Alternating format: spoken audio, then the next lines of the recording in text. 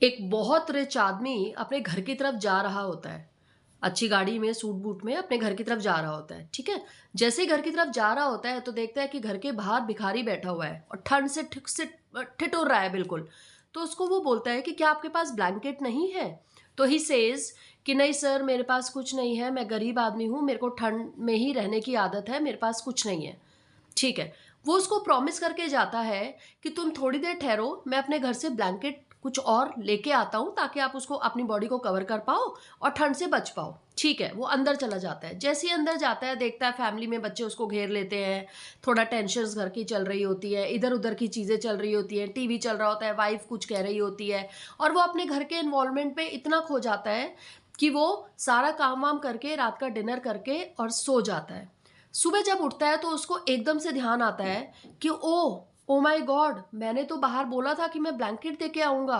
वो इंसान तो ठंड में ठिठुर रहा होगा। Then what he does, he goes back to his home, the room जहां से उसको ब्लैंकेट लेके आना है, और वो वापस जाके उस भिखारी के पास, उस बेगर के पास जाता है। लेकिन व्हाट ही सीज, उसको देखने को क्या मिलता है कि वो भिखारी तो वहां पर ही, लाइक ही इज नो मोर, मर गया वो भिखारी। तो उसको एकदम से शॉक लगा एंड ही वाज लाइक कि यार, मैंने इसको रात को बोला था ठंड में ठिठुर ठिठुर के ये मर गया है, और मेरे प्रॉमिस के कारण ये इंसान, आज मैं इतना गिल्टी फील कर रहा हूँ कि ये प्रॉमिस मैंने क्यों किया जब मैं इसको लाके दे ही नहीं पाया। तो इस स्टोरी के क्या मॉरल निकलता है बच्चों? ये बहुत बड़ी सीख है, ये बड़ों के लिए भी बहुत बड़ी सीख है कि एक तो जब तक आपसे कोई चीज हो ना, तो किसी को अपना विश्वास ना दिलाएं, किसी को प्रॉमिस मत करिए। If you can't do anything और something for anyone, do not promise anything to other person.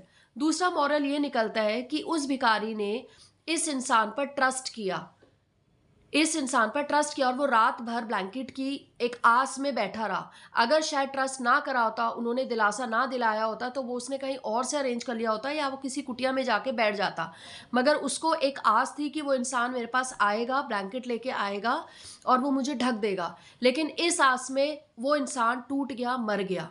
तो इससे सेकेंड मॉरल ये निकलता है कि ट्रस्ट सिर्फ अपनी मदर, वाइफ, बच्चे, हस्बैंड, अपने घर के लोगों पे करो, not even relatives, not even any other near and dear one. तो दो मॉरल आज हमने क्या सीखे कि पहली बात तो किसी को प्रॉमिस मत करो जब तक आपसे पूरा ना हो, ट्रस्ट ना हो बिल्डअप।